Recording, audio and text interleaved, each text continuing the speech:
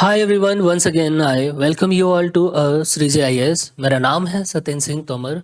आज के इस लेक्चर में हम लोग डिस्कस करने वाले हैं एक और बहुत ज़्यादा इम्पोर्टेंट टॉपिक के रिगार्डिंग। ये टॉपिक अभी न्यूज़ में है, चूँकि नीट एजिटेशन जो हुआ उसके बाद माननीय प्रधानमंत्री मोदी जी ने फास्ट ट्रैक कोर्ट को इस्टेब्लिश करने की बात की। तो यहाँ पर हम लोग आज इस लेक्चर में जो डिस्कस करेंगे वो है fast track courts in India. इस टॉपिक को हम डिटेल में दोनों ही पर्सपेक्टिव से, प्रीलिम्स और मेंस दोनों ही पर्सपेक्टिव से इसको देखने वाले हैं और इस टॉपिक को डिटेल में डिस्कस करेंगे। यहाँ पर टॉपिक स्टार्ट करने से पहले आप लोगों के लिए एक स्पेशल अनाउंसमेंट है।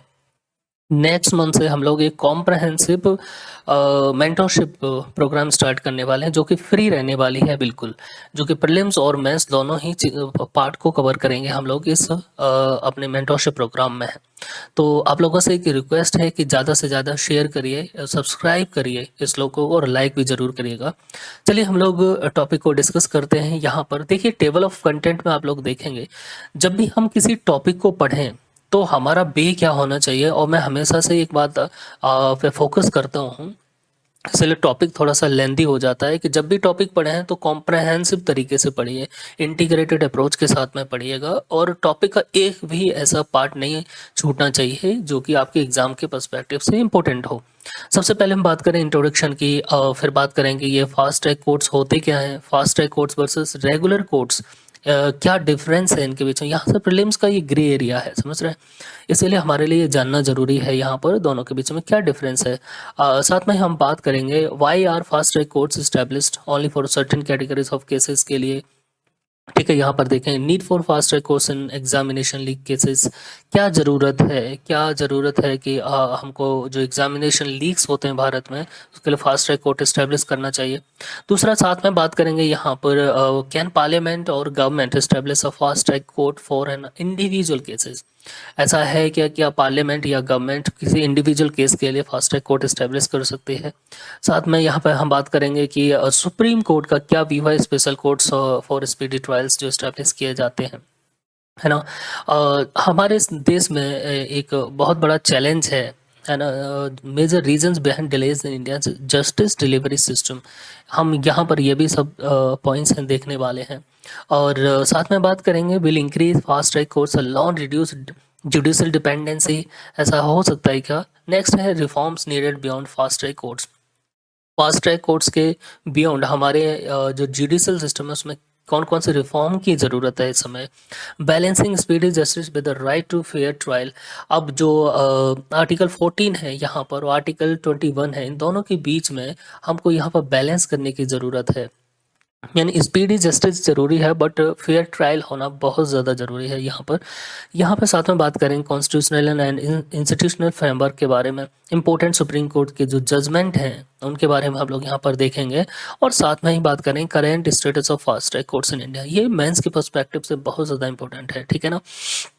साथ में यहाँ पर एक लॉ है fast track courts and public examination prevention and unfair means act 2024। ये एक्ट बहुत ज़्यादा इंपॉर्टेंट है, इसको भी यहाँ पर हम लोग देखेंगे। Challenges associated with the fast track courts, क्या चैलेंजेस हैं फास्ट ट्रैक कोर्ट्स के रिगार्डिंग, और इंटरनेशनल बेस्ट प्रैक्टिसेस हैं कौन, जैसे यूके है, यूएसए है, जो अदर कंट्रीज़ हैं वहाँ पे इसको लेकर कौन कौन सी ऐसी बेस्ट प्रैक्टिसेस हैं जो अपनाई जाती हैं वहाँ पे। बाय फॉरवर्ड ऑन कंक्लूजन, ये हमारा एक बे है, इस बे के इसी बेसिस पे हम लोग इस टॉपिक को यहाँ पर डिस्कस करेंगे। तो चलिए हम लोग स्टार्ट करते हैं। सबसे पहले कि ऑनगोइंग स्टोरी, आप लोगों को पता है कि माननीय प्रधानमंत्री मोदी जी ने अभी अनाउंस किया है कि फास्ट ट्रैक कोर्ट इस्टेब्लिश किए जाएंगे, जो कि स्पीडी ट्रायल्स करेंगे। जो एग्ज़ाम पेपर लीक्स हैं उनके लिए, मतलब ये इंश्योर करना है, उनका कहना है कि जो पेपर लीक्स होते हैं एग्ज़ाम्स के, है ना, उनके लिए फास्ट ट्रैक कोर्ट इस्टेब्लिश करने की यहाँ पर बात की जा रही है। और उसके लिए एक न्यू लॉ लाने की भी बात की है, टफ लॉ लाने की भी बात की है, जहाँ पर सजा के प्रावधान जो होंगे बहुत टफ रहने वाले हैं। तो पार्लियामेंट का सेशन चल रहा है यहाँ पर अभी, तो आपको ये लॉ भी देखने को मिल सकती है, राइट। इसके पीछे बैकग्राउंड क्या है कि आप लोगों ने देखा होगा कि अभी कांग्रेस जनता पार्टी जो है और कई जो अपोजिशन पार्टीज़ हैं वो एजिटेशन कर रही हैं कि अभी जो नीट का एग्ज़ाम लीक हुआ था जिसमें बहुत सारे अपराधी पकड़े गए हैं, और कल्प्रिट्स हैं जो कि पकड़े गए हैं उसके पीछे। और उनका डिमांड थी कि धर्मेंद्र प्रधान जो हमारे शिक्षा मंत्री एजुकेशन मिनिस्टर हैं, सेंट्रल एजुकेशन मिनिस्टर, वो रिजाइन दो। उन्होंने रिजाइन दिया भी, लेकिन उसको लेके फिर वायलेंस हुआ पार्लियामेंट के पास में, है ना। पार्लियामेंट को घेराव करने की कोशिश की। और तो लेकिन एक दुखद बात थी, वो स्टूडेंट के नाम पर ऐसा वायलेंस जो कि नहीं होना चाहिए वो हुआ वहाँ पर, है ना। लेकिन सबकी रिस्पॉन्सिबिलिटी भी वहाँ पे फिक्स होने की ज़रूरत भी है, ठीक है ना, जो वायलेंस हुआ। खैर, हम लोग टॉपिक को देखते हैं। आप देखिए यहाँ पर ये हमारे देश में एक चलन है कि हर एक राज्य में आपको कहीं ना कहीं कोई ना कोई एक पेपर लीक देखने को मिलता ही मिलता है, चाहे वो बिहार हो, उत्तर प्रदेश हो। हालांकि पहले से बहुत कम हुआ है ये, लेकिन अभी भी एग्ज़ाम जो पेपर लीक के जो केसेस हैं, एग्जामिनेशन पेपर लीक के केसेस हैं, वो दिखाई देते हैं हमारे देश में। और इससे क्या होता है कि अल्टीमेटली स्टूडेंट सफ़र करते हैं, उनकी फैमिली सफ़र करती है। सपोज दैट कि बिहार एग्ज़ाम देने के लिए कोई स्टूडेंट दिल्ली से जाता है और पता चलता है कि एग्ज़ाम लीक हो गया, एग्ज़ाम कैंसिल हो गया। तो जो सफरिंग रहती है स्टूडेंट की, वो कैसे कैसे मैनेज करता है एग्ज़ाम को, है ना। ऑलरेडी स्टूडेंट के ऊपर इतना प्रेशर होता है, फैमिली प्रेशर है, सोशल प्रेशर है, फाइनेंशियल प्रेशर है, मेंटल स्ट्रेंथ स्टूडेंट की बहुत ज़्यादा सफ़र कर जाती है इन सभी के चक्कर में, है ना। तो ये लेकुनास हैं बेसिकली ब्यूरोक्रेसी के, हमारे यहाँ पर जो टॉप डाउन से लेके और नीचे तक बहुत सारे लूप होल्स हैं। आखिर एग्जामिनेशन पेपर लीक्स होते क्यों हमारे देश में? एक कॉज ऑफ कंसर्न है, गवर्नेंस का एक क्रिटिकल एस्पेक्ट है यहाँ पर, ठीक है ना। तो सबसे ज़्यादा जो सफ़र करता है ऑलरेडी स्टूडेंट, और इतने साल एग्ज़ाम की तैयारी करता है, फिर वो क्या कहता है, सफ़र कर जाता है पेपर लीक्स की वजह से, कैंसिल हो जाते हैं, फिर वो डिले होता है। तो बहुत सारी चीज़ें हैं जिनके थ्रू स्टूडेंट को गुजरना पड़ता है, ठीक है ना। तो ये सारा सिस्टम, आखिर पे यूपीएससी का पेपर कभी लीक क्यों नहीं हुआ? इतना सिस्टमेटिक कैसे यूपीएससी अपना अप्रोच करता है ना, एग्ज़ाम को कैसे कंडक्ट करता है।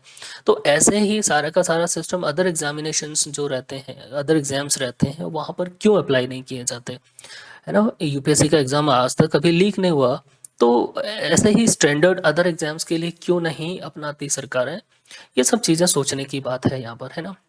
अब देखिए यहाँ पे इन्वेस्टिगेशन से पता चला है कि 45 major examination papers leaks over the last 2 decades revealed. लगभग 2 दशक दशक से 45 मेजर एग्जामिनेशन पेपर लीक, छोटे मोटे तो होते ही रहते हैं, बट मेजर जो एग्जामिनेशन पेपर लीक्स हैं 45, वो अभी 2 दशक के दौरान हुए हैं। उससे पहले तो कई बार होते ही रहे हैं, हर बार यूपी में हुए हैं, बिहार में होते हैं अभी भी। इसमें देखेंगे कि लगभग 1700 साढ़े 1600 के समथिंग अरेस्ट हुए हैं, 1600 से ज़्यादा लोग अरेस्ट हुए हैं, और 925 के समथिंग चार्जशीट फाइल्ड हुई हैं, और उनमें से कन्विक्शन कितना है, केवल 18 देखने को मिलता है। 32 एक्यूटल्स, है ना, और 43 accused still in judicial custody, और अभी 43 जो है वो जुडिशल कस्टडी में है। अभी जो नीट का पेपर लीक हुआ, उसमें से बहुत सारे जो तार मिले, और कई जो कल्प्रिट्स थे वो अभी बिहाइंड द बार्स हैं, राइट। तो ये हमारे यहाँ पर देखने को मिलता है। ऐसा होता क्यों है? Despite mass arrest, the abysmal conviction rate highlights a systemic failure to hold senior officers accountable. जो सीनियर ऑफिसर्स हैं, हम जब तक उनकी अकाउंटेबिलिटी स्टेब्लिश नहीं करेंगे, केवल धर्मेंद्र प्रधान जी का रेजिग्नेशन लेने से चीज़ें नहीं सुधरने वाली। हमको पूरा सिस्टम को सुधारने की ज़रूरत है, राइट। यहाँ पर जब तक हम सीनियर जो ऑफिसर्स हैं, जो अकाउंटेबल हैं, तब तक उनके अकाउंटेबिलिटी को फिक्स नहीं करेंगे, तब तक ये सिस्टम चलता रहेगा। तो नीचे से ऊपर तक सभी की अकाउंटेबिलिटी फिक्स होना चाहिए यहाँ पर, राइट। अब सबसे पहले हम बात करते हैं कि फास्ट ट्रैक कोर्ट्स होते क्या हैं। देखिए, फास्ट ट्रैक कोर्ट्स क्या है? एक स्पेशल कोर्ट्स होते हैं जो कि स्पेसिफिक कैटेगरीज ऑफ केसेस के लिए इनको स्टैब्लिश किया जाता है। प्रायोरिटी बेसिस पे ये जो कोर्ट हैं वो क्या करते हैं, उन केसेस को सुनते हैं, है ना, और through faster procedure and dedicated judicial resources. यानी ऐसे कोर्ट्स जो एक स्पेसिफिक कैटेगरी ऑफ केसेस के, जैसे रेप केसेस हैं, है ना, चाइल्ड जो मर्डर केसेस हैं, इस तरह के जो स्पेसिफिक केसेस रहते हैं, पॉस्को केसेस हैं, है ना, बच्चों के विरुद्ध जो अपराध होते हैं, उनके लिए ऐसे कोर्ट्स इस्टेब्लिश किए जाते हैं, जिससे क्या हो कि प्रोसीजर थोड़ा सा फास्ट हो और न्याय जो है तुरंत फास्ट तरीके से मिले। यानी ऐसा ना हो कि जो रेगुलर कोर्ट्स के साथ में समस्या ये है कि केसेस सालों के साल चलते रहते हैं और इससे जो विक्टिम है उसको न्याय नहीं मिल पाता टाइम पर, उसे ट्रॉमा, कई तरह के चैलेंजेस फेस करने पड़ते हैं। तो ये जो कोर्ट्स इस्टेब्लिश किए जाते हैं, फास्ट ट्रैक कोर्ट्स, ये क्या करते हैं, स्पीडी बेसिस पर केसेस का ट्रायल चलता है, इसमें कोई गैप नहीं होता और जनरली 1 से 2 साल के भीतर जजमेंट आ जाता है, 6 महीने के भीतर जजमेंट आ जाता है, कभी कभी 3 महीने के भीतर जजमेंट आ जाता है। तो ऐसे कोर्ट्स जो कि एक स्पेसिफिक जो कैटेगरीज ऑफ केसेस हैं उनके लिए इस्टेब्लिश किए जाते हैं, प्रायोरिटी बेसिस पे फास्ट प्रोसीजर के माध्यम से केसेस की हियरिंग होती है और जो जजमेंट आता है इसके लिए, ठीक है ना। तो ये स्पेसिफिक कैटेगरीज ऑफ केसेस जो रहते हैं उन्हीं के लिए स्टेब्लिश किए जाते हैं। जैसे they do not constitute separate judicial hierarchy. आपको याद रखना है कि अदर से कोई जुडिशियल हायरार्की इनके अंतर्गत इस्टेब्लिश नहीं कर, जो हमारा रेगुलर कोर्ट सिस्टम है उसी के अंतर्गत ये सिस्टम चलते हैं, जो लॉज हैं वही सेम फॉलो होते हैं, बट इनकी जो स्पीड है वो तेज़ हो जाती है। सपोज दैट एक केस है और कोई रेप का केस होता है या कोई पॉस्को का केस आता है, तो उस पे क्या हो, रेगुलर बेसिस पे हियरिंग होती है। ऐसा नहीं कि डेट पर डेट मिलती रहेगी, रेगुलर बेसिस पे हियरिंग होके लगभग 1 महीने के भीतर हियरिंग होती, 2 महीने के भीतर रेगुलर बेसिस पे वो उस पर हियरिंग होगी और उस पर जजमेंट आता है ना। दोनों तरफ से जब सुनवाई होती है उसके बाद जजमेंट आता है। रेदर ये क्या है, they are a special arrangement with the existing judicial system. आपको प्रीलिम्स के लिए ये स्टेटमेंट याद रखना है कि ये एक स्पेशल अरेंजमेंट है जो हमारा एग्जिस्टिंग जुडिशियल सिस्टम है उसी के अंतर्गत एक एग्जिस्टिंग जुडिशियल सिस्टम है। अब इनका ऑब्जेक्टिव क्या है, क्यों ये स्टेब्लिश किए जाते हैं, तो मेन है कि रिड्यूस पेंडेंसी, है ना, जो केसेस की जो पेंडेंसी है उनको कम करना। जैसे हमारे भारत में बहुत ज़्यादा cases, more than 5 crore cases are pending, ठीक है ना, और हर दिन एक एक नया केस आता जा रहा है, आता जाता आता, तो हीप्स, जो केसेस का हीप्स है वो बढ़ती जाती है। दूसरा है deliver time bound justice. Time bound justice deliver करना भी यहाँ पर इसका ऑब्जेक्टिव है। नेक्स्ट है deal with the socially sensitive offences. जो सोशली सेंसिटिव ऑफेंसेस हैं उनको डील करना और रिस्टोर पब्लिक कॉन्फिडेंस, और साथ में पब्लिक का जो कॉन्फिडेंस है उसको रीस्टोर करना। तो यहाँ पर इसका ऑब्जेक्टिव्स क्या है, reduce dependency, deliver time bound justice, यानी समय से निर्णय करना, समय से न्याय निर्णय हो। अगर वो लेट निर्णय मिला 20 साल बाद, 10 साल बाद, तो उसका कोई औचित्य नहीं रह जाता। जस्टिस हो बल टाइम से हो। तो इसीलिए deal with the socially sensitive offence. जो सोशली सेंसिटिव ऑफेंसेस होते हैं, पॉस्को का है, रेप का है, मर्डर का है, इनको ऐसे केसेस को सॉल्व करना, डील करना, रिस्टोर पब्लिक कॉन्फिडेंस। अब देखिए इमेज में हम लोग देखें, एक रेगुलर जुडिशियल सिस्टम होता है ना, और यहाँ पर स्पेशलाइज एक्सप्रेस लैन होती है, ये स्पेशली इन्हीं के लिए बनाई गई है, पॉस्को एक्ट के लिए, है ना। एक पूरा जैसे समझते हैं ना कि एक पता सपोज दैट एक पूरा सिस्टम है ये, और यहाँ पर केवल एक जो है एक एक्सप्रेस वे लाइन बनाई गई कि इस कैटेगरी के वाहन ही इस पर चलेंगे, ऐसा ही यहाँ पर रहता है, ठीक है ना। तो FCs do not constitute separate judicial hierarchy, there is no single central law for exclusive constitutional and provision creating them. हम इसको बाद में अभी यहाँ पर नीचे देखेंगे। तो यहाँ पर देखा कि स्पीड क्या है, deliver time bound justice, efficiency, reduce massive pendency and deal with the socially sensitive offences and trust, restore public confidence. ये इनके मेन ऑब्जेक्टिव्स रहते हैं। अब यहाँ पर हम लोगों ने बात की why are fast track court establish to reduce judicial delays, है ना। ऊपर हम लोगों ने देखा था कि जो जुडिशियल डिलेस हैं उनको रिड्यूस करना, जैसे heinous crimes, crimes against women and children, long pending cases हैं, sensitive and high priority offences such as examination fraud, ठीक है ना। तो इनका जो जुडिशियल डिले होता है ऐसे केसेस में, जैसे हीनियस क्राइम्स हैं, रेप है, crime against women and children है, लॉन्ग पेंडिंग केसेस हैं, इन डिलेस को यहाँ पर रिड्यूस करना, यानी कम शॉर्ट टाइम में इनको शॉर्ट आउट करना है ऐसे केसेस को, ठीक है ना। अब लीगल फ्रेमवर्क की बात करें अगर यहाँ पर, तो no single central law governs fast track courts. आपको ध्यान रखना है यहाँ पर अभी तक ऐसी कोई भी सिंगल सेंट्रल लॉ नहीं बनी है जो फास्ट ट्रैक कोर्ट को गवर्न करे। और ये इस्टेब्लिश कैसे होते हैं, एक तो centre and state government scheme के अंतर्गत इनको इस्टेब्लिश किया जा सकता है। ध्यान रखिएगा आप, यहाँ पर सेंट्रल एंड स्टेट गवर्नमेंट की स्कीम के अंतर्गत इनको इस्टेब्लिश किया जा सकता है। एडमिनिस्ट्रेटिव डिसीजन के माध्यम से इनको इस्टेब्लिश किया जा सकता है, और हाई कोर्ट के रिकमेंडेशन पर भी इनको इस्टेब्लिश किया जा सकता है। तो ये आपको ध्यान रखना है यहाँ पर।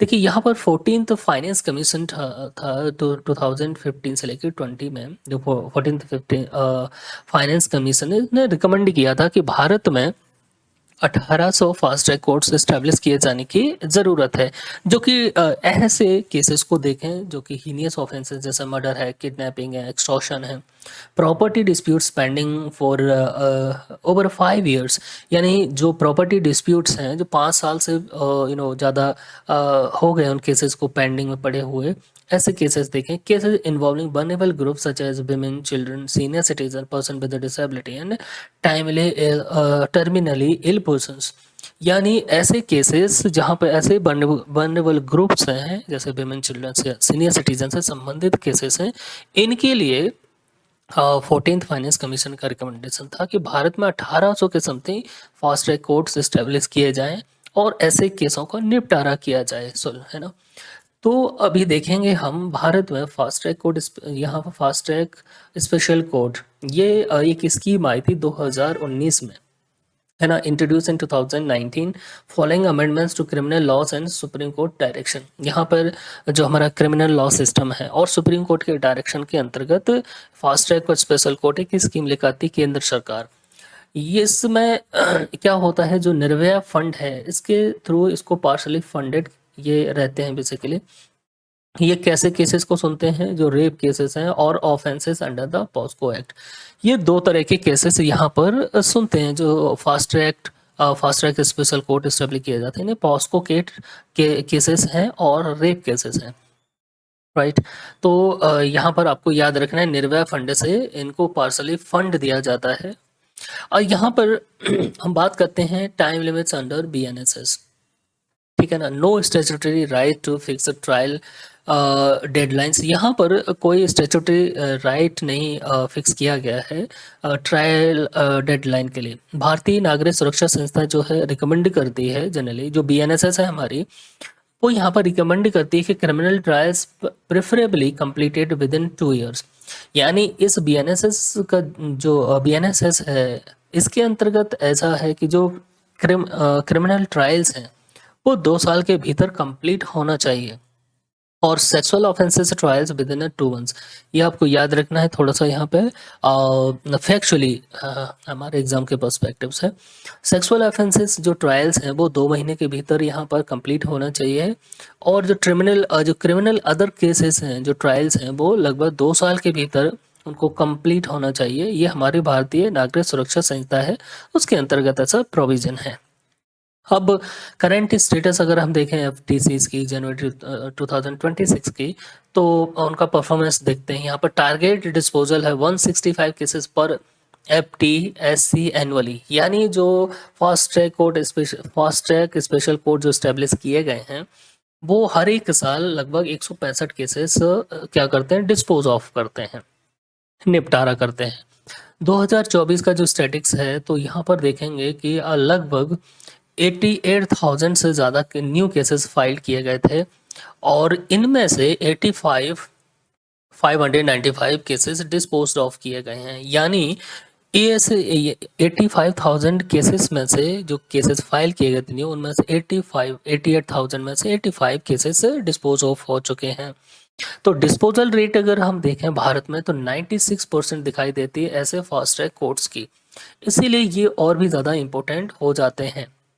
यानी इनका सक्सेस रेट देखेंगे, डिस्पोजल रेट है जो है वो 96% है ना, लगभग 100% के समथिंग ही है आप देखेंगे। तो इन्होंने टाइम बाउंड मैनर पर इन केसेस को सुनवाई किया और डिस्पोज ऑफ कर दिया, यानी इन केसेस पर सजा भी हो जाती है जो भी ठीक है ना, कन्विक्टेड। यहाँ पर एवरेजल डिस्पोजल है एफटीएससी को 9.5 केसेस पर मंथ रहती है। रेगुलर जो ट्रायल कोर्ट है वो 3.3 केसेस पर मंथ रहती है। तो ये 3 गुना लगभग ज़्यादा यहाँ पर इनका जो डिस्पोजल एवरेज है वो कितना है, 9.5%, यानी इनसे 3 गुना जो रेगुलर कोर्ट है, इसीलिए। अब यहाँ पर देखिए कि भारत में अगर अभी देखें तो 862 fast track courts across 21 state and UTs में अभी दिखाई देते हैं। इनमें से 774 and 774 fast track special courts across 29 states and UTs दिखाई देंगे, और यहाँ पर 398 एक्सक्लूसिव पॉस्को कोर्ट दिखाई देते हैं। यानी भारत में पॉस्को कोर्ट्स अलग हैं, यहाँ पर फास्ट ट्रैक स्पेशल कोर्ट्स जो हैं अलग से हैं, 774 है, और फास्ट ट्रैक कोर्ट्स जो हैं 862 दिखाई देते हैं। ठीक है, तो फास्ट ट्रैक कोर्ट्स एवरेज हम यहाँ ऊपर देखा है कि जो रेगुलर कोर्ट्स हैं उनसे ज़्यादा डिस्पोज ऑफ जो है इन केसेस में दिखाई देती है, राइट। यहाँ पे अब हम बात करते हैं कंटिन्यूस चैलेंजेस जो हैं। Despite high disposal rate, pendency remains high.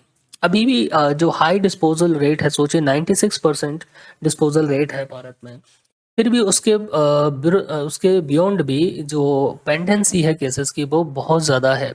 More than 2.4 lakh cases वर पेंडिंग बिफोर, है ना। ये 2023 का जो डेटा है, 2023 के अंत तक लगभग 2.4 लाख केसेस पेंडिंग में हैं अभी भी। तो इसका मतलब ये है कि इतने फास्ट ट्रैक कोर्ट्स होने के बाद भी हमारे यहाँ पर केसेस बढ़ते चले जा रहे हैं भारत में, और ज़्यादा से ज़्यादा हमको क्या करना पड़ेगा, फास्ट ट्रैक कोर्ट इस्टेब्लिश करने पड़ेंगे। अब देखिए यहाँ पर हम बात करते हैं now public examination prevention of unfair means act 2024। सरकार ये एक्ट लेकर आती है 2024 में, 2024 में। जो एग्ज़ाम्स रहते हैं उनके जो लीक होती है एग्जामिनेशन, है ना, पेपर लीक हो जाता है, ओएमआर सीट में छेड़छाड़ की जाती है, तो इसके लिए क्या है, सरकार लॉ लेकर आती है, और यहाँ पे जो पनिशमेंट है वो थोड़ा सा हार्ड की जाती है।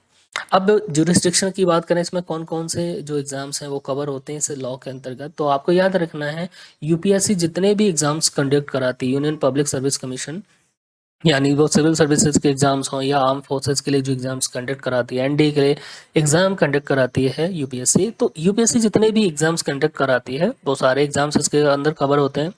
एनटीए, नेशनल टेस्टिंग एजेंसी, जो जैसे नीट वगैरह के एग्जाम जो कंडक्ट कराती है वो भी इसी के अंतर्गत आता है। आरआरबी, रेलवे रिक्रूटमेंट बोर्ड्स और एसएससी, स्टाफ सिलेक्शन कमीशन, ये सभी के सभी इसके जुरिस्डिक्शन के अंतर्गत आते हैं। यानी ये लॉ के अंतर्गत ये सारे के सारे जो बॉडीज हैं जो एग्जाम कंडक्ट कराती हैं वो सब इसके अंतर्गत आते हैं। यहाँ पर बात करते हैं सेक्शन 3 ऑफेंसेस। कौन कौन से जो ऑफेंसेस हैं जो इसके अंतर्गत आते हैं, क्रिमिनलाइज करती है ये लीकेज ऑफ क्वेश्चन पेपर्स और आंसर कीज। अगर कोई व्यक्ति क्वेश्चन पेपर और आंसर की को लीकेज करता है वो इसके अंतर्गत एक अपराध है ना, क्रिमिनल ऑफेंस है। Collusion in a leaks and unauthorised possession, कोई भी ऑर्गेनाइजेशन है या कोई व्यक्ति अनऑथराइज्ड पोजीशन की बात करता है या लीक करता है। यहाँ पर tampering with OMR sheet, OMR sheet के साथ टेम्परिंग की जाती है। And unauthorised assistance and syndicate operation, जो अनऑथराइज्ड असिस्टेंस रहता है, सिंडिकेट ऑपरेशंस रहते हैं, वो भी इसके अंतर्गत आते हैं यहाँ पर। ठीक है ना। तो यहाँ पर इस लॉ का जो पर्पस है, जो लॉ एस्टेब्लिश किया गया है 2024 में, इसका पर्पस है prevent paper leaks, cheating and examination fraud in major public examinations, है ना। तो यहाँ पर पेपर लीक्स को प्रिवेंट करना, जो चीटिंग है उसको प्रिवेंट करना, एग्जामिनेशन फ्रॉड को रोकना, जो पब्लिक मेजर पब्लिक एग्जामिनेशन में दिखाई देता है।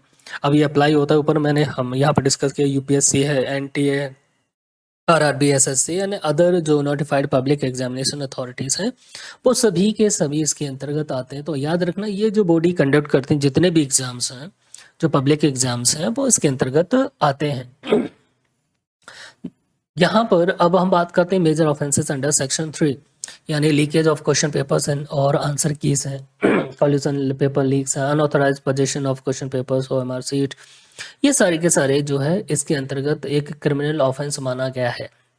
और ये फिक्स किया गया है कि कोई भी अगर ऑर्गेनाइजेशन, कोई व्यक्ति, कोई सिंडिकेट अगर ये करता हुआ पाया गया तो सब हैवी फाइन लगाया गया है यहाँ पर। इवन पूरा जो अगर पूरा एग्ज़ाम अगर कैंसिल होता है तो उसकी पूरी की पूरी कॉस्ट उससे वसूल की जाएगी। 1 करोड़ से लेकर 10 करोड़ तक का फाइन यहाँ पर लगाया गया है इस एक्ट के अंतर्गत। तो इसीलिए यहाँ पर क्या किया है, फिर भी हमारे यहाँ अभी पेपर एग्जाम्स लीक नहीं रुक पा रहे हैं, तो ये ध्यान देने की ज़रूरत है। Fast track courts are generally created under. अब हम बात करते हैं कि जो फास्ट ट्रैक कोर्ट हैं जनरली कैसे क्रिएट होते हैं। तो हाई कोर्ट के डिसीजन के, administrative decision of high court है ना, इसके हाई कोर्ट का जो डिसीजंस रहते हैं या रिकमेंडेशन, उनके अंतर्गत स्टेट गवर्नमेंट भी इस्टेब्लिश कर सकते हैं। यहाँ पर सेंट्रल गवर्नमेंट फंडिंग स्कीम के अंतर्गत भी इस्टेब्लिश किए जाते हैं और existing provisions under criminal procedure loss.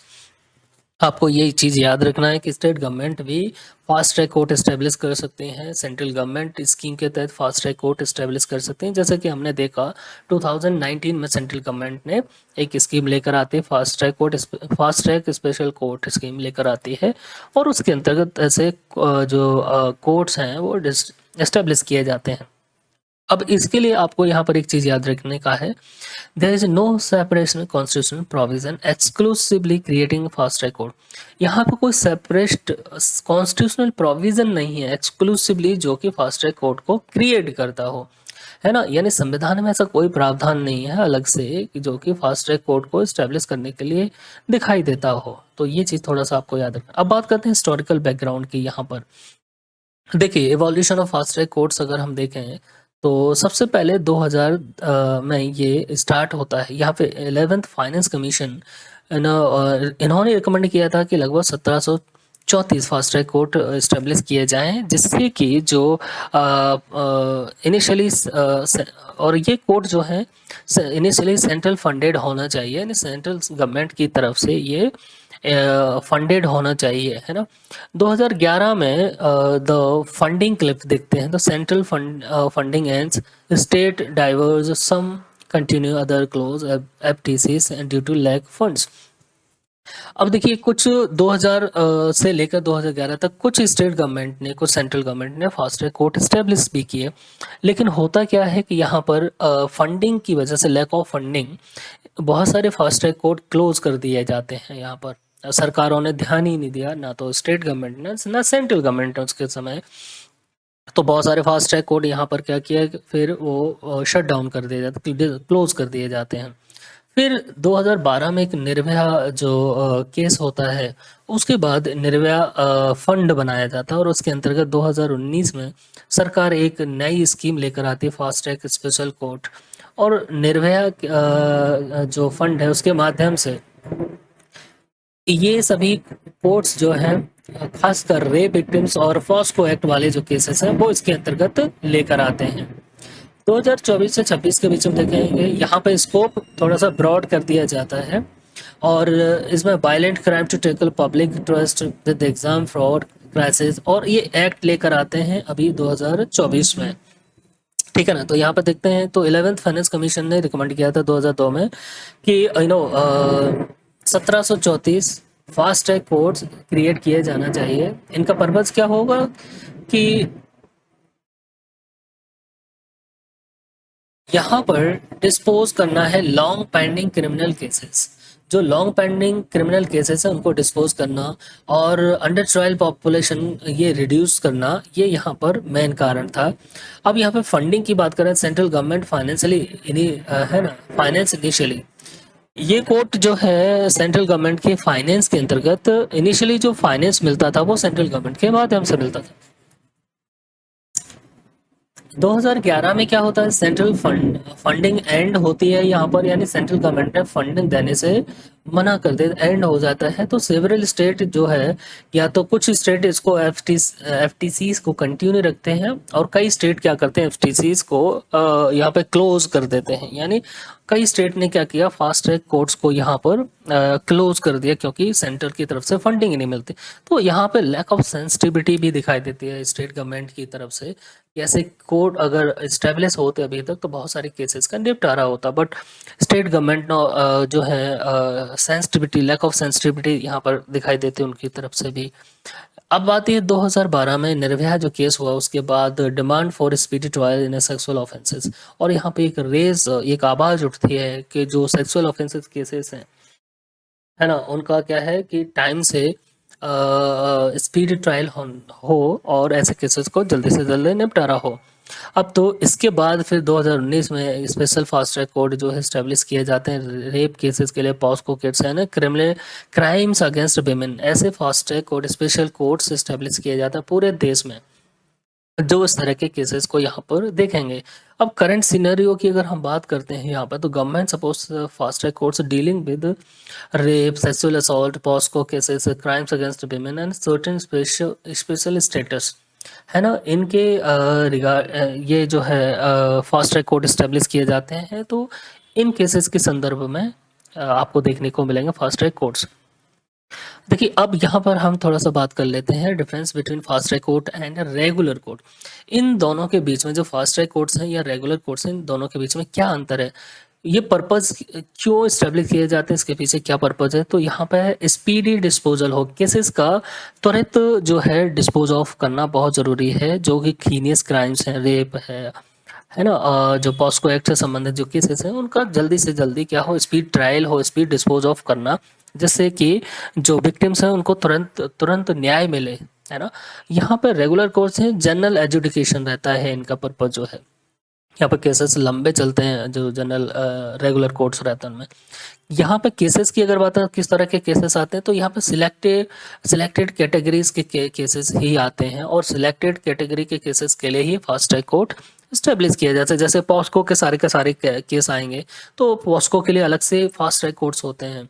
जो रेप है, महिलाओं के विरुद्ध जो अत्याचार होते हैं, वायलेंस होता है, उनके लिए अलग से फास्ट ट्रैक कोर्ट्स हैं, ठीक है ना। तो जो हीनियस क्राइम्स रहते हैं उनके लिए अलग से एक कैटेगरी है, उनके लिए अलग से फास्ट ट्रैक कोर्ट स्टेब्लिश किए जाते हैं। यहाँ पे सिविल एंड क्रिमिनल मैटर्स दोनों ही देखे जाते हैं रेगुलर कोर्ट्स में, जैसा कि हम लोग जानते हैं। यहाँ पर टाइम लाइन की बात करें अगर हम, प्रायोरिटी हियरिंग रहती है, यहाँ पर नॉर्मल शेड्यूलिंग रहती है, यहाँ पर देखेंगे तो इंफ्रास्ट्रक्चर की बात करें, डेडिकेटेड जो बेंचेस रहती हैं यहाँ पर, ऑफन एडिशनल और डेजिग्नेटेड जो डेडिकेटेड बेंचेस रहती हैं यहाँ पे, एग्जिस्टिंग जुडिशियल सेटअप है जो हमारा जो दिखाई देता है नॉर्मल हमें रेगुलर बेसिस पे।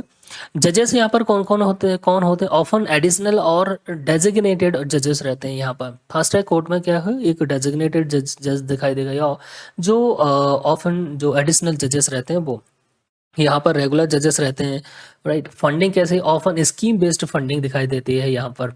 और यहाँ पर परमानेंट जुडिशल बजट रहता है, जैसे कि सुप्रीम कोर्ट, हाई कोर्ट का जो रेगुलर बजट रहता है, परमानेंट बजट रहता है, उसमें कोई उतार चढ़ाव नहीं दिखाई देता है। और यहाँ पर देखें ये स्कीम बेस्ड रहती है, इसीलिए थोड़ा सा प्रॉब्लम दिखाई भी देता है। यहाँ पर जुरिस्डिक्शन देखें, इनका लिमिटेड जुरिस्डिक्शन है, पर्टिकुलर जो क्राइम है उसी के रिगार्डिंग इनका जुरिस्डिक्शन रहता है, यानी वो उसी से रिलेटेड केस सुन सकते हैं। यहाँ पर जनरल जुरिस्डिक्शन रहता है, और डिस्पोजल यह है टाइम बाउंड, इनको क्या है डिस्पोज ऑफ करना है, यानी 2 महीने के भीतर, 6 महीने के भीतर या साल के भीतर इनको केसेस को फास्ट ट्रैक वे में डिस्पोज ऑफ करना है। यहाँ पर बेस्ड ऑन डॉकेट अवेलेबिलिटी, है ना, ऐसा रहता है। तो ये कंपैरिजन दिखाई देता है आप लोगों को, फंडिंग ऑफ स्कीम बेस्ड रहते हैं, है ना। अब देखिए यहाँ पर कुछ इंपॉर्टेंट पॉइंट्स हैं जो हम लोगों को यहाँ पर देखना है। The fast track court do not change substantive law, जो सब्सटेंटिव लॉज रहती हैं उन्हीं के अंतर्गत इनको काम करना होता है, लेकिन ये फास्ट वे में करते हैं। जैसे पॉस्को के जो केसेस हैं, ऐसा नहीं है कि वो केसेस रेगुलर कोर्ट्स में नहीं जाते हैं, रेगुलर कोर्ट्स में भी जाते हैं। बट जहाँ पर अगर स्पेशल कोर्ट जो है इस्टेब्लिश किया गया है, फास्ट ट्रैक स्पेशल कोर्ट, तो वहां पर क्या होगा कि पॉस्को एक्ट के अंतर्गत सेम उसी लॉ के अंतर्गत वो भी काम करते हैं, बट उनका जो ट्रायल है, जो डिस्पोज ऑफ है, वो बहुत फास्ट होता है। जैसे जनरल जो रेगुलर कोर्ट्स रहते हैं उसमें क्या होता है, कोर्ट्स की ट्रायल चलता है, साल, 2 साल, 3 साल, 4 साल, फिर जजमेंट आएगा, ऐसा चलता रहता है, हियरिंग पे हियरिंग चलती है। फास्ट ट्रैक कोर्ट में ऐसा नहीं होता। फास्ट ट्रैक कोर्ट में क्या होता है, रेगुलर बेसिस पे हियरिंग करके डिस्पोज ऑफ कर दिया जाता है केसेस को, है ना। सपोज दैट एक केस आया फॉस्को का, और 1 मंथ के भीतर ही उन्होंने लगातार हियरिंग करके उसको केस को डिस्पोज ऑफ कर दिया, ऐसा है। तो ये यहाँ पर दिखाई देता है। तो यहाँ पे they merely prioritize hearings, allocate dedicated जजेस एंड रिड्यूस एजोनमेंट। यहाँ पे जो एजोनमेंट है वो आपको देखने को नहीं मिलेगा जैसा कि रेगुलर कोर्ट्स में दिखाई देता है। अब देखिए द सेम क्रिमिनल लॉज यहाँ पर भी अप्लाई होती हैं रेगुलर कोर्ट्स में। मैंने बोला ना कि पॉस्को एक्ट रेगुलर कोर्ट में भी वही सेम एक्ट के अंतर्गत केसेस की सुनवाई होती है और वही सेम जो प्रोविजंस हैं वो जो इस तरह के स्पेशल कोर्ट्स में भी दिखाई देते हैं। बट यहाँ पे तरीका थोड़ा सा क्या है, फास्ट है स्पेशल कोर्ट्स के अंतर्गत, है ना। अब देखिए why are fast track court created only for a certain categories of cases, है ना। ये फास्ट ट्रैक कोर्ट जो है इस्टेब्लिश किए जाते हैं तो सर्टेन कैटेगरी ऑफ केसेस के लिए ही क्यों, इसके पीछे कारण है। यहाँ पे केस प्रायोरिटाइजेशन किया जाता है सबसे पहले। पब्लिक इंटरेस्ट जैसे टेररिज्म है, करप्शन है, लार्ज स्केल एग्जाम फ्रॉड है। अब यहाँ पे पब्लिक इंटरेस्ट सबसे पहले देखा जाता है कि टेररिज्म से रिलेटेड केस है, करप्शन से रिलेटेड केस है या लार्ज स्केल एग्जाम फ्रॉड है। यहाँ पर पब्लिक लार्जली इन्वॉल्व रहती है, इसीलिए डिले डिफीट जस्टिस। जैसा हमने देखा डिले क्या करती है, जो जस्टिस है उसी को डिफीट कर देती है। लॉस ऑफ एविडेंस और exacerbation of trauma eg rape child and abuse. अब क्या होता है अगर डिले होता है केसेस में तो क्या होता है, जस्टिस अपने आप में डिफीट हो जाती है। यानी अब जो विक्टिम्स हैं वो जैसे रेप विक्टिम्स है, चाइल्ड अब्यूज रिलेटेड जो केसेस हैं उसमें जो विक्टिम्स रहते हैं वो कई फेजेस से उनको ट्रॉमा है उनसे गुजरना पड़ता है। ठीक है, अगर टाइमली अगर उनको जस्टिस नहीं मिला तो यहाँ पे देखें कॉन्स्टिट्यूशनल ऑब्लिगेशंस भी है cases involving article 21 right to life and personal जो and speedy trial. Speedy trial अगर आर्टिकल 21 के अंतर्गत आता है, ये राइट है अंडर आर्टिकल 21, फंडामेंटल राइट है। इलेक्शन ऑफेंसेस, फाइनेंशियल स्कैम्स, यहाँ पे जो नेशनल इंपॉर्टेंस के केसेस हैं, है ना, जैसे इलेक्शन ऑफेंसेस है, फाइनेंशियल स्कैम्स है वो, और वनरेबल विक्टिम्स जैसे women, children, elderly persons with disabilities. तो इसीलिए ये जो केस प्रायोरिटाइजेशन दिखाई देता है, जो स्पेशल कैटेगरी से केसेस हैं इनके लिए फास्ट ट्रैक कोर्ट को इसीलिए स्टैब्लिश किया जाता है। यहाँ पर हम लोग देखेंगे not every dispute requires urgent adjudication. हर एक डिस्प्यूट के लिए अर्जेंट एडजुडिकेशन की ज़रूरत नहीं पड़ती है, लेकिन कुछ केसेस ऐसे सेंसिटिव होते हैं जिनके लिए बहुत ज़्यादा ज़रूरी है कि वो जल्दी से जल्दी उनका डिस्पोज ऑफ हो। जैसे public interest is extremely high, जैसे rape, child abuse, terrorism, corruption, examination fraud है। डिलेड डिफीट जस्टिस यानी एग्जांपल है rape cases, delayed trial leads to क्या होता है, ट्रॉमा होगा, विटनेस हॉस्टाइलिटी यानी लॉस ऑफ एविडेंस, है ना। तो अगर सपोज दैट जस्टिस में अगर जस्टिस डिलीवरी में अगर डिले होता है तो इससे होता क्या है कि जो ट्रॉमा है, जो विक्टिम्स हैं उनको ट्रॉमा बढ़ेगा, लॉस ऑफ एविडेंस दिखाई देता है, कई बार एविडेंस ही गायब हो जाते हैं, है ना। विटनेस हॉस्टाइलिटी दिखाई देती है, यहाँ पर या तो जो विक्टिम्स हैं उनको हटा दिया जाता है, साइड लाइन कर दिया, मार दिया, कई बार कई चीज़ें रहती हैं। इसीलिए यहाँ पे कॉन्स्टिट्यूशनल ऑब्लिगेशंस हैं, जैसे article 21 guarantees right to speedy trial, है ना। ये गारंटी देता है स्पीडी ट्रायल के लिए, certain cases directly involve fundamental right, इसीलिए भी ये जरूरी हो जाता है। यहाँ पर कॉन्स्टिट्यूशनल ऑब्लिगेशन है। नेशनल इंपॉर्टेंस की अगर हम बात करें तो election offences, financial scams, public recruitment fraud and paper leaks, ये नेशनल इंपॉर्टेंस के विषय हैं, इसीलिए भी इस तरह के केसेस जो हैं उनका निपटारा होना बहुत ज़्यादा ज़रूरी है। यहाँ पर जैसे अब वनरेबल जो विक्टिम्स हैं जैसे women, children, elderly person with disabilities, और भी ज़्यादा सेंसिटिव हो जाता है क्योंकि वनरेबल क्लास है। अगर इनको हम नहीं देखेंगे, टाइम से डिस्पोज ऑफ नहीं करेंगे तो प्रॉब्लम होगी, है ना। इसीलिए भी अब देखिए यहाँ पर बात करते हैं why is there a need for fast track courts in examination leaks and frauds. अब एग्जामिनेशन लीक एंड फ्रॉड के लिए फास्ट ट्रैक कोर्ट इस्टेब्लिश करने की क्या ज़रूरत है।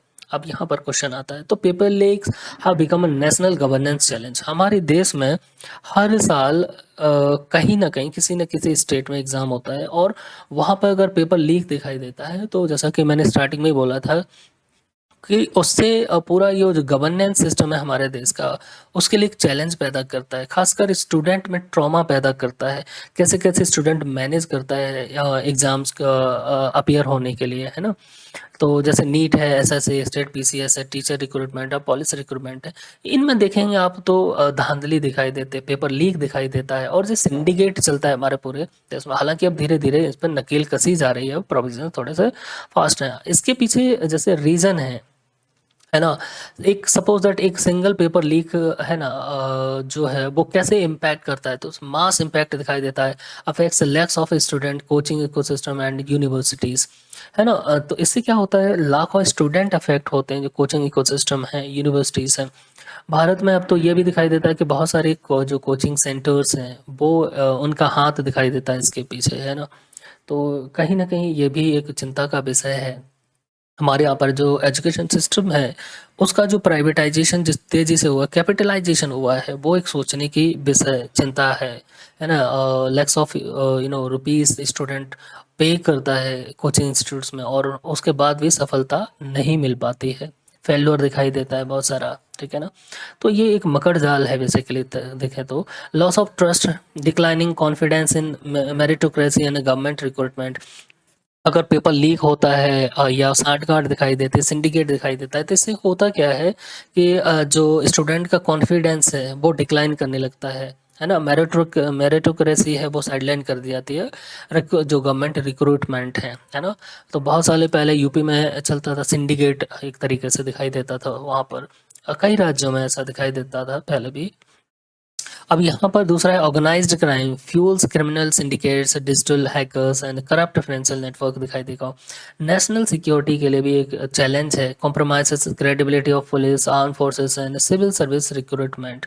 ये देश की जो सिक्योरिटी है उसके लिए भी एक चैलेंज पैदा करता है ना? यहाँ पर एविडेंस डिके दिखाई देता है, delay benefits offenders as digital records vanishes and witnesses turn hostile, है ना?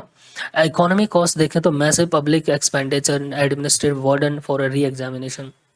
दोबारा से री एग्ज़ाम कराने में जो मैसिव पब्लिक एक्सपेंडिचर, लाखों करोड़ों रुपए का जो खर्चा होता है, वो वहन करना पड़ता है सरकारों को, स्टूडेंट को बियर करना, सफ़र करना पड़ता है। ये सब चीज़ें हैं, यानी lakhs of student are affected. जैसे suppose 1 leak affects student, families, coaching ecosystem, universities.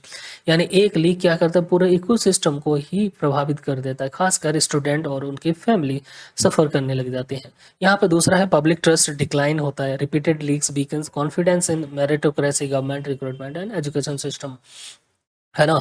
और ऑर्गेनाइज्ड क्राइम जैसे paper leaks involves criminal syndicates, digital hacking, corrupt officers, coaching centres and financial network. ये ऑर्गेनाइज्ड एक क्राइम दिखाई देता है ना? तो यहाँ पे क्रिमिनल एक सिंडिकेट दिखाई देता है, डिजिटल हैकिंग दिखाई देते हैं, जो करप्ट ऑफिसर्स हैं वो कई बार इसमें इन्वॉल्व पाए जाते हैं, कोचिंग सेंटर्स इन्वॉल्व पाए जाते हैं, और फाइनेंशियल नेटवर्क एक दिखाए।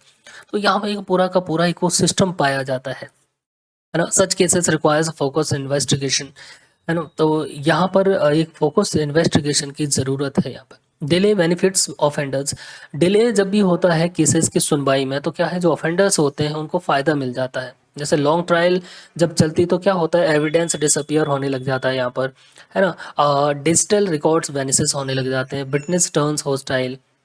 जो विटनेसेस हैं वो हॉस्टाइल हो जाते हैं, बेसिकली गायब हो जाते हैं कई कई केसेस में, ठीक है ना? तो इतना बड़ा सिंडिकेट दिखाई देता है। नेक्स्ट है इकोनॉमिक कॉन्सिक्वेंसेस। अगर एक एग्जाम पेपर लीक होता है, उसके इकोनॉमिक कॉन्सिक्वेंसेस क्या है? तो repeated examination involves huge public expenditure, administrative burden and loss of productivity. इसकी वजह से ये भी है। National security, recruitment examination for police, arm forces, civil services must remain credible, ठीक है ना? ये नेशनल सिक्योरिटी के लिए बहुत ज़्यादा जरूरी है। Therefore fast track court can ensure time bound prosecution, deterrence and restoration of confidence. इसीलिए फास्ट ट्रैक कोर्ट का इस्टेब्लिश होना इसीलिए भी ज़रूरी है कि इसके माध्यम से क्या होगा, डिटरेंस दिखाई देगा, है ना? लोगों का जो कॉन्फिडेंस है उसको रीस्टोर किया जा सकता है, और टाइम बाउंड प्रोसिक्यूशन होगा ऐसे इस तरह के जो क्रिमिनल्स हैं इनका। इसलिए फास्ट ट्रैक कोर्ट जरूरी हो जाते हैं यहाँ पर। अब बात करते हैं यहाँ पर नेक्स्ट जो हमारा क्वेश्चन है, कैन पार्लियामेंट और government establish a fast track court for one individual case? ऐसा नहीं है, वन इंडिविजुअल केस के लिए फास्ट ट्रैक कोर्ट एस्टेब्लिश नहीं किए जाते। दिस इज कॉन्स्टिट्यूशनली प्रॉब्लमेटिक है। यहाँ पर देखेंगे the legislature can not create courts merely to punish one accused, ठीक है ना? जैसे सपोज दैट एक इंडिविजुअल व्यक्ति है जो अक्यूज्ड है इस तरह की एक्टिविटीज के में लिप्त पाया जाता है, तो लेजिस्लेचर उस एक पर्टिकुलर व्यक्ति के लिए फास्ट ट्रैक कोर्ट स्टेब्लिश नहीं करती, ये जो कैटेगरीज ऑफ केसेस हैं उनके लिए स्टेब्लिश किया जाता है। अगर ऐसा करती है तो क्या होगा, doing so may violate equality before law, article 14 है उसका violation, rule of law and judicial independence, ठीक है ना, इसका वायलेशन दिखाई देता है।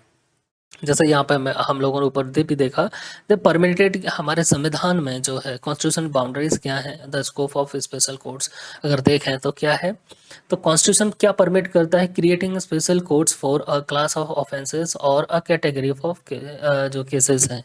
तो स्पेशल कोर्ट जो है क्रिएट किए जाते हैं क्लास ऑफ ऑफेंसेस के लिए या कैटेगरी ऑफ केसेस के लिए। एग्जांपल जैसे ऑल मनी लॉन्ड्रिंग केसेस हैं, टेररिज्म एक्ट्स हैं, नेशन वाइड एग्जाम फ्रॉड है। तो इन नेशन जो भी नेशन वाइड एग्जाम फ्रॉड्स हैं उनके लिए फास्ट ट्रैक कोर्ट इस्टेब्लिश करना, मनी लॉन्ड्रिंग केसेस हैं उनके लिए। लेकिन यहाँ पे प्रॉब्लमेटिक क्या है, क्या प्रोहिबिट किया गया कोर्ट के कॉन्स्टिट्यूशन के द्वारा, creating court to try a single named individual, जैसे वन स्पेसिफिक पॉलिटिशियन और बिजनेसमैन है, इसके लिए यहाँ पर जो है ट्रायल जो फास्ट ट्रैक कोर्ट है वो स्टेब्लिश नहीं किया जाता है। क्यों, इसके पीछे कारण है, violets article 14 equality before law and rule of law and judicial independence, parliament can not bypass standard justice for individual targeting, ठीक है ना, तो इसीलिए इसको रोका गया है। तो parliament can create special court special acts के माध्यम से provides them apply to provided they apply to a class of offenses and category of classes। यहाँ पे केसेस दिखाई देती है। अब यहाँ पे not single named individuals, example ballot special courts for money laundering corruption terrorism है ना, involved court created only to try one politician और वन बिजनेसमैन, है ना, ये इनवैलिड माना है राइट, हमारे संविधान के अंतर्गत, कॉन्स्टिट्यूशन के अंतर्गत। नाउ हम बात करते हैं नेक्स्ट क्वेश्चन हमारा, why has the supreme court question against creating special court solely for speedy trial. Supreme court ने यहाँ पर क्वेश्चन किया है, सचेत किया है कि जो स्पेशल कोर्ट्स हम इस्टेब्लिश कर रहे हैं स्पीडी ट्रायल के लिए, उसके अगेंस्ट थोड़ा सा कुछ सुप्रीम कोर्ट ने यहाँ पर क्वेश्चन किया है, ठीक है ना। क्वेश्चन क्यों किया, इसके पीछे कारण है, supreme court has consistently held that speed cannot become the only justification for establishing special court। जो स्पेशल कोर्ट इस्टेब्लिश किए जाते हैं केवल इस बेसिस पर नहीं कि स्पीड ही हमको केसेस को सुना जाना है, डिस्पोज ऑफ करना है, तो speed can not become the only justification. उनका कहना है कि स्पीड जो है कि केवल जस्टिफिकेशन नहीं मानी जा सकती स्पेशल कोर्ट को इस्टेब्लिश करने के लिए, है ना। While speedy justice is a part of article 21, जो स्पीडी जस्टिस है वो आर्टिकल 21 का पार्ट जरूर है। It must be balanced with the constitution safeguard such as equality, judicial independence and due process. लेकिन इसके साथ में ही हमको क्या है, जो कॉन्स्टिट्यूशन सेफगार्ड है सच सच जैसे कि इक्वालिटी है ना, और जुडिशियल इंडिपेंडेंस, न्यायिक स्वतंत्रता और ड्यू प्रोसेस को फॉलो करना भी यहाँ पर जरूरी है। मतलब ये है कि स्पीड के साथ हमको ड्यू प्रोसेस को भी देखना पड़ेगा। ऐसा ना हो कि स्पीड हमारी बहुत तेज़ हो और ड्यू प्रोसेस को फॉलो ही ना किया जाए। इसके पीछे रीज़न है, सबसे पहले equality before law, article 14। If only selected accused are subject to special procedure without a rational basis, it creates arbitrary classification, है ना। तो इससे क्या होगा कि आर्बिट्ररी क्लासिफिकेशन दिखाई देगा, है ना। अगर हम एक सही प्रॉपर वे में जो प्रोसीजर उसको फॉलो नहीं करते हैं और केवल स्पीड पर ध्यान देते हैं, स्पीड बेसिस पर डिस्पोज ऑफ हो जाए केसेस का, ये दूसरा है judicial independence. Court should not appear to be establish to secure convictions in politically और सोशली सेंसिटिव केसेस।